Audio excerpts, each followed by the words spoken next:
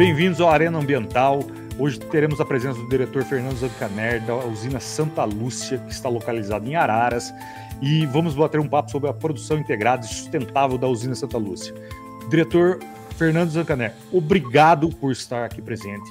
Eu sei quanto é difícil uma agenda para falar conosco, e gostaria de começar pedindo para você apresentar a usina Santa Lúcia e qual é a produção, né? Quais os produtos da usina Santa Lúcia. Olá, pessoal.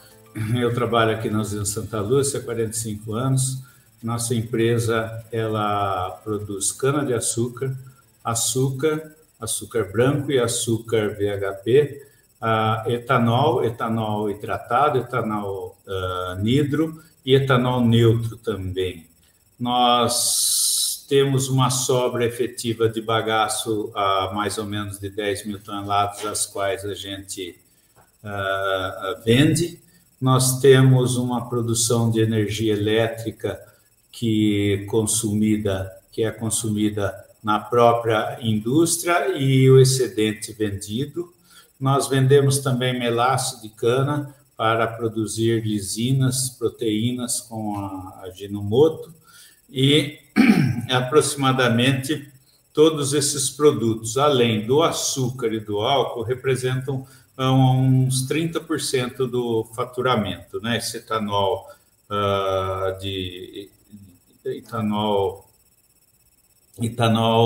de consumo para cosméticos e bebidas. Tá? Então, nós temos um parque de terras que suprem a nossa usina de aproximadamente 20 mil hectares, sendo 10 mil hectares próprios, 5 mil hectares de terceiros, de produtores que vendem a cana para nós, e 5 mil hectares de terras em parceria agrícola que a usina toca. Então, basicamente, é esse o nosso acervo.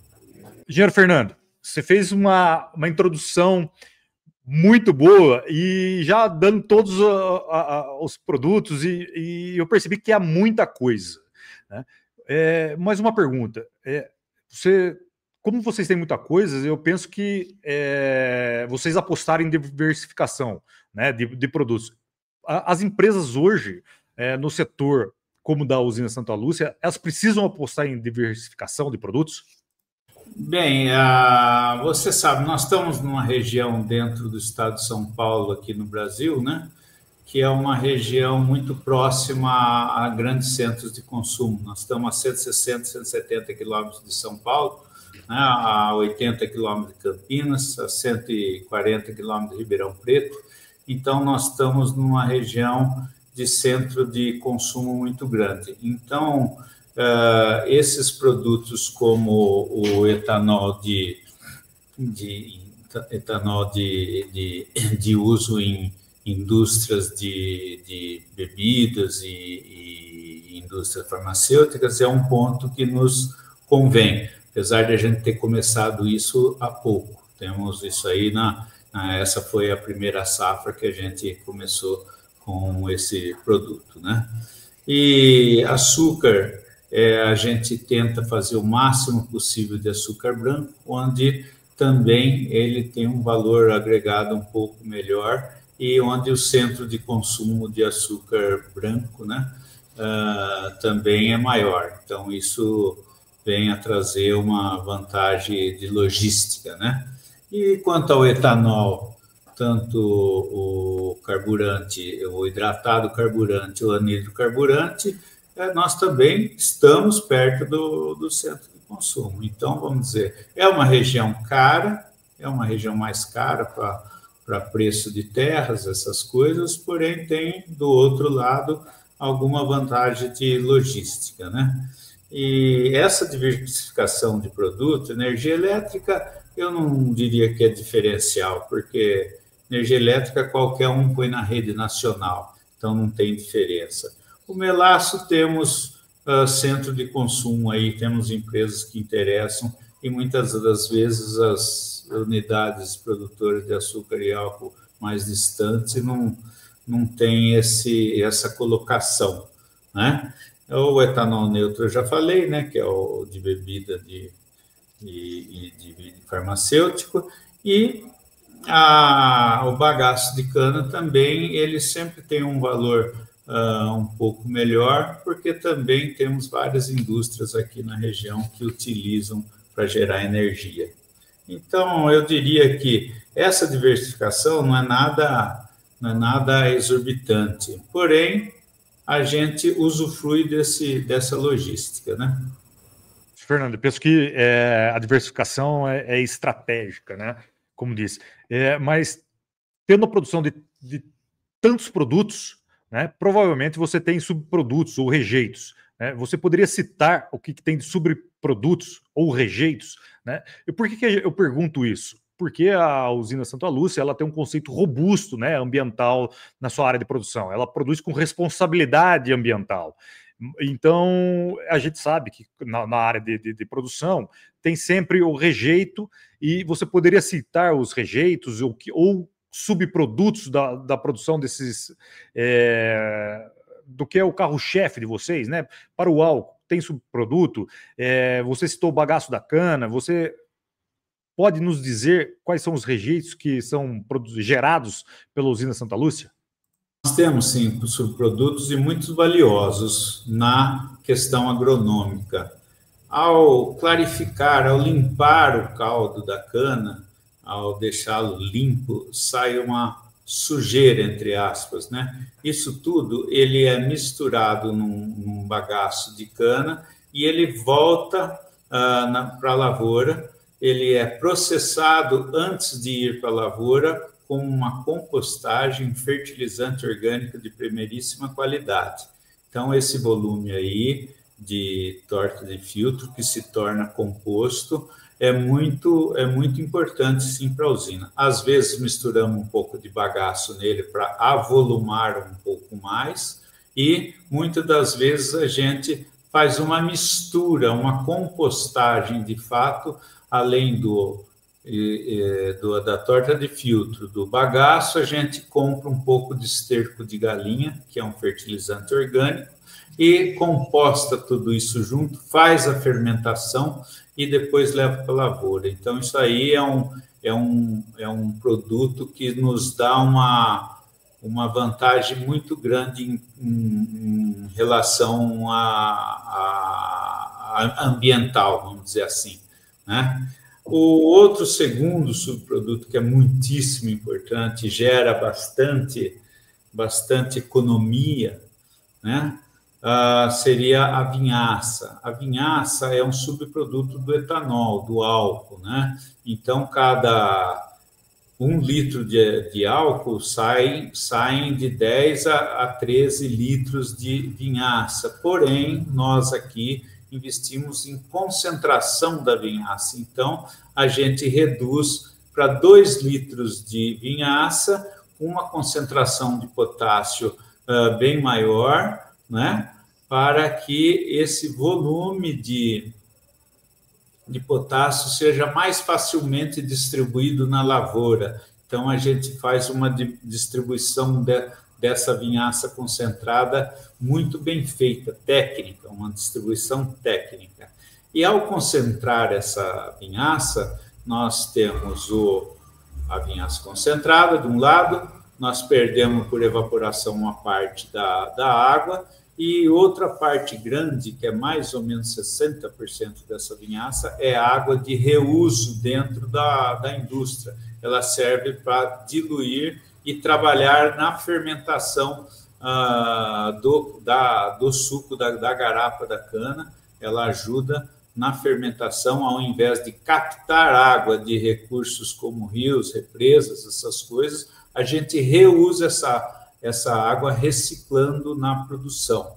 A vinhaça concentrada, ela faz praticamente 80% da adubação de potássio da cana-de-açúcar. Então, é uma coisa altamente reciclada, que a gente deixa de comprar bastante adubo químico. Isso nos dá também uma vantagem agronômica e vantagem ambiental enorme, né? E falei da torta de filtro, falei da vinhaça concentrada, e a economia que essas duas coisas nos dá, a torta de filtro compostada também dá uma economia grande, uma vez que ela é rica em fósforo, né? Dá uma economia em adubos químicos muito grande. Então, esses dois subprodutos que vêm a fazer economia de fertilizantes, eu quase posso falar que não é subproduto, é um produto para a lavoura, né? Então, seria isso daí. Engenheiro Fernando, era de se esperar, né, essa responsabilidade ambiental, mas corrija se eu estiver errado. Em 2021, eu penso que vocês tiveram a implementação de um projeto de aproveitamento de energia através de biomassa de cana, né? Você me corrige as datas, mas a nossa conversa, o foco da nossa conversa hoje é sobre a geração de energia através da bagaço da cana. Eu já agradeço por toda a explanação, toda a apresentação da Santa Lúcia, foi magnífico, mas então vamos entrar no foco da nossa conversa e você poderia explicar como que é gerada energia, né? Explicar o processo de geração de energia através do bagaço da cana? Bom, a cana, ela vem para a usina, ela é amassada, ela é espremida, então mais ou menos em grosso número, 25% da cana é caldo. Dentro desses 25%, né, dentro da cana total, mais ou menos, depende da época, de 10% a 15% é açúcar, ATR, né, é o açúcar. E 75% da cana, ela é bagaço. Então, esse bagaço faz com que a nossa indústria seja autossuficiente em energia e também suficiente para exportar energia elétrica. Como isso é feito? Então, a cana vem, ela é desfibrada, moída por 6 ou 7 vezes, depende da moenda, né? E ao ser extraído o suco, nos sobra o bagaço com 50% de umidade, não de açúcar. Açúcar já vai sobrar mais ou menos, no máximo 1%, um e pouquinho por cento. Esse bagaço é direcionado direto nas caldeiras. As nossas caldeiras, elas não são de primeiríssima tecnologia. Hoje, caldeiras de primeira tecnologia, elas trabalham com a pressão de vapor de 90 quilos, que é o máximo, de 67 quilos, que é uma bela caldeira, porém a nossa é de 42 quilos. Foi na época, 10 anos atrás, quando nós compramos essa caldeira, foi o que a gente conseguiu economicamente a compra, porque a de 67 quilos era quase o dobro do preço, né? Então, a gente tenta andar dentro das possibilidades nossas, né? Então, nós compramos essa caldeira de 47 quilos, então ela nos deu oportunidade, né? Dada a sua eficiência bem maior do que as caldeiras que a gente tinha, que eram de 21 quilos, ela nos deu oportunidade de gerar energia o suficiente para tocar a nossa indústria e ainda vender bastante energia elétrica para terceiro. Então, como isso é feito? Esse bagaço vai lá na caldeira, né? A caldeira queima esse bagaço, ferve a água, né? E depois essa água vira vapor. Esse vapor, sob pressão, ele vai passar em turbina e essa turbina vai fazer girar o gerador de energia. Então, hoje a gente produz, né, a nossa eletricidade provinda do bagaço da cana desta forma, né? Que elas rodam as caldeiras, por sua vez, rodam as turbinas, né? Então, dessa forma que é feita. Engenheiro Fernando, você passou muitas informações e boas informações. Eu gostaria só de tentar separar um pouco aqui, e tem muitas pessoas nos assistindo pessoas técnicas e não técnicas. A primeira pergunta seria: qual é a capacidade instalada de geração? E se você consegue nos dizer dessa capacidade instalada, quantas residências ela poderia abastecer, se não fosse consumido dentro da usina, né? Ou se você tem esses números. Às vezes, esses números ainda não foram calculados, porque talvez vocês utilizem dentro da usina, mas você poderia nos explicar ou expor algo sobre o tema? Positivo. A grosso modo, essa turbina que toca esse gerador ele tem capacidade de 18 megawatts, certo? Esses 18 megawatts, 7 megawatts, a gente usa para tocar toda a indústria nossa, toda a usina. Então, sobram para ser vendidos, que é o que a gente vende, 11 megawatts hora, não é verdade? Então, esses 11 megawatts aí, se a gente diluir, que nós trabalhamos só 7 meses por ano, que é a nossa safra, mas se a gente diluir esse volume de megawatts que a gente vende, que a gente comercializa, ela é suficiente para tocar 20 mil residências durante um ano inteiro, tá? Então, só que o nosso caso é só 7 meses, então nesses 7 meses ele pode tocar, vamos dizer que 30 e poucas mil residências. Mas para fazer uma planilha anual aí, seria aproximadamente 20 mil residências no padrão brasileiro do estado de São Paulo, da nossa região. Engenheiro, a informação é muito boa, porque você disse que a usina é movida por 100% da energia, né, produzida da biomassa. Eu tenho uma pergunta que se refere ao seguinte: quanto de percentagem, né, que essa energia você teve de economia nos custos, né? Eu não temos interesse em valores, mas é possível dizer a percentagem da economia, né, utilizando essa energia? Se for vendida, né, ela representa mais ou menos 5% do faturamento bruto da usina, né? E a forma que ela é feita, né, a gente vende ela nos preços, eu falo aproximadamente 5%, porque o preço da energia ele é muito oscilante, entendeu? Tem hora que o megawatt está em R$150, tem hora que está em 400, né? É uma média aí, a gente falar de 5% do nosso faturamento. Engenheiro, e você, a segunda informação foi que vocês vendem essa energia para o grid nacional, né? Você poderia explicar rapidamente o processo, se é muito difícil fazer a venda, ou se precisa certificar essa venda de alguma forma? Como ocorre esse processo de forma simplificada? Olha, nós atuamos 50% da nossa energia é com contrato com distribuidoras. Esse contrato foi feito num leilão um pouco antes da gente começar a gerar energia. Nós éramos, naquele tempo, não sei como é hoje, éramos obrigados a entrar no leilão e nós já vendemos naqueles preços do momento do leilão, com correções anuais, né? Com IGPM, alguma coisa assim, né?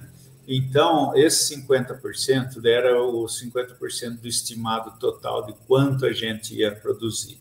E não foi muito diferente. Esse 50% foi contratado e a gente é obrigado a entregar essa energia por muitos anos. Eu não consigo precisar agora, mas já estamos há 8 anos dentro desse contrato. E o outro 50% foi no spot conforme o mercado, né? Porque a gente tinha muito medo de vender um número muito grande de megawatts e na hora não conseguir produzir, né? Então, por decorrência de algum problema técnico ou por algum problema de baixa produtividade de cana, enfim, a gente se resguardou dessa forma, né? E esse faturamento representa mais ou menos do total de 4 a 8% do nosso total do faturamento da empresa. Eu havia falado 5%, então isso fica de 4 a 8%, né? Então, por causa dessa oscilação. O engenheiro Fernando, foi uma explicação excelente, mas eu imagino que quando se pensou na implementação, lá em 2021, isso foi pensado muito antes, né, de 2021, e imagino que tinha tido muitos desafios, né? Você pode apresentar ou falar um pouco sobre os desafios da implementação de um projeto como esse? O principal desafio era econômico, né? O principal desafio foi econômico, né? Que era um montante de dinheiro, né? Muito grande para fazer esse projeto todo, né?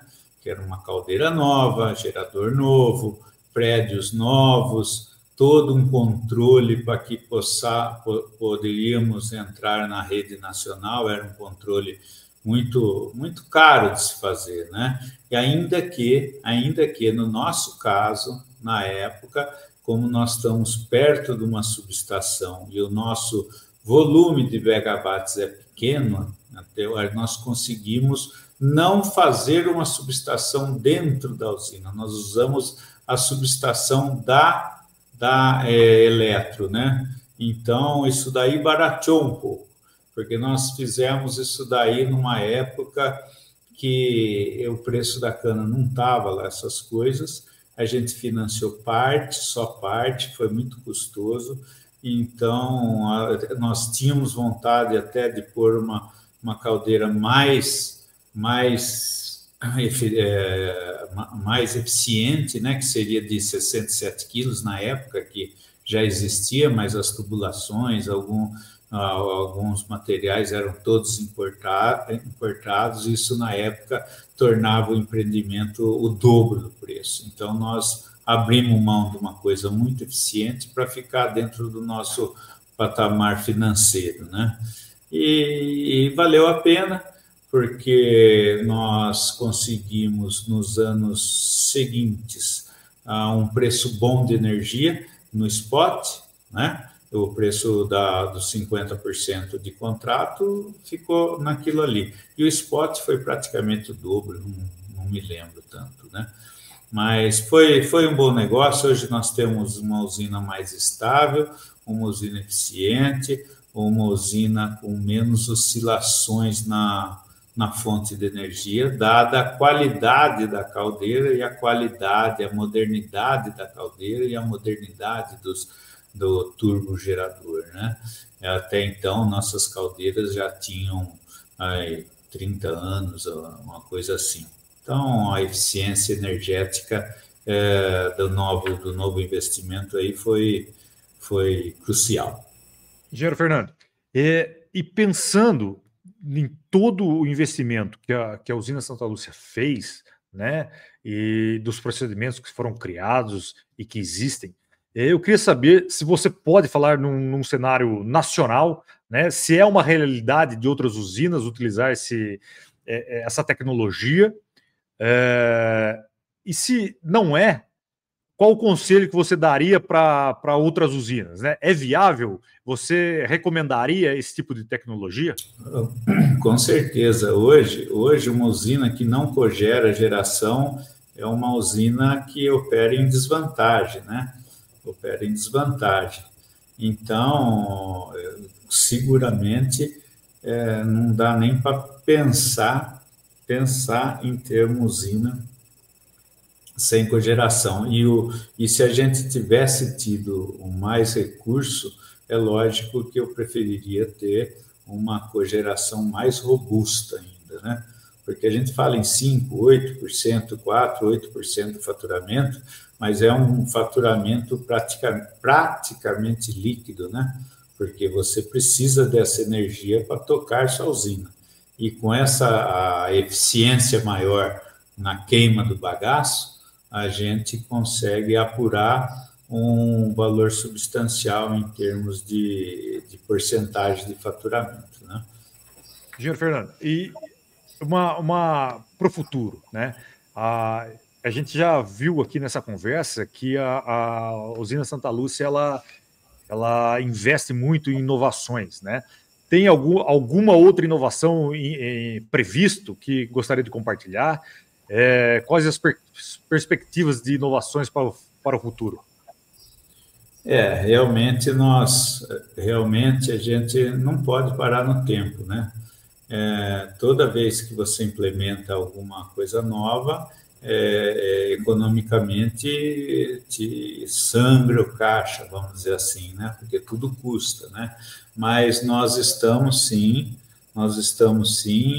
querendo, ou melhor, até já fizemos o nosso projeto de biogás. Então, o biogás, ele provém da vinhaça. Então, essa vinhaça aí, antes de ser concentrada, ela vai ser fermentada, esses gases de metano vão ser recolhidos, né? Eles vão ser lavados, eles vão ser concentrados e depois eles vão ficar disponível para queima em caminhões, tratores ou mesmo gás para a indústria. E tem muita indústria que usa o gás natural, né? Então, ela pode ser também injetada na rede nacional de gás ou rede particular de gás, como queira, né?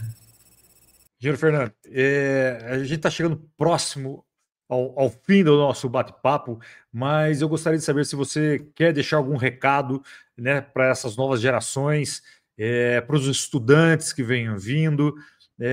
Você pode nos deixar algum recado?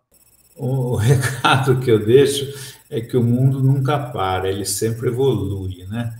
Então, quando você achar que não tem mais nada para ser evoluído, você está errado. Sempre tem alguma coisa para evoluir, né?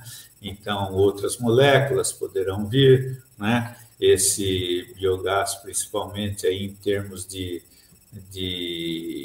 poluição, é uma coisa muito contribuidora, né? Ele tem uma contribuição muito grande, né? A usina de açúcar, álcool, etanol de neutro, vinhaça, biogás, torta de filtro com fertilizante orgânico, é uma agroindústria muito bonita, porque nós vendemos carbono, hidrogênio e oxigênio, certo?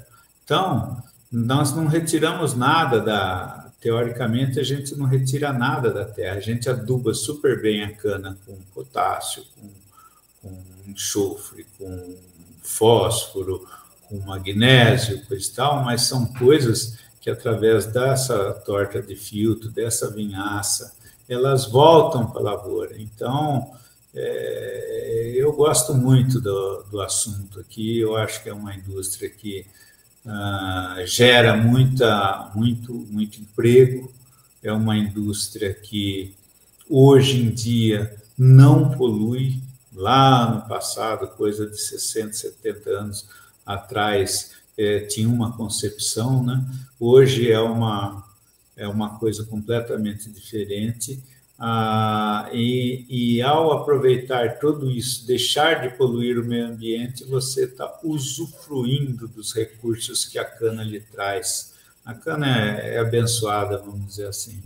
Então, eu acho que sempre é tempo de estudar, sempre é tempo de ver esse tipo de fermentação. Existem enormes variedade de produtos de cana. Hoje tem o plástico do suco da cana, do caldo da cana, tem plástico, tem de bagaço, eu vejo algumas embalagens feitas com bagaço de cana, enfim, eu acho que é uma coisa de de futuro muito grande, sim.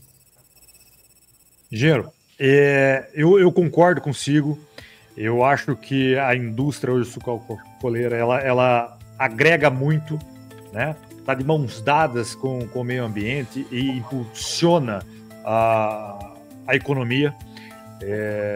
E eu queria finalizar essa conversa agradecendo demais a sua presença, o seu tempo aqui para o canal Arena Ambiental.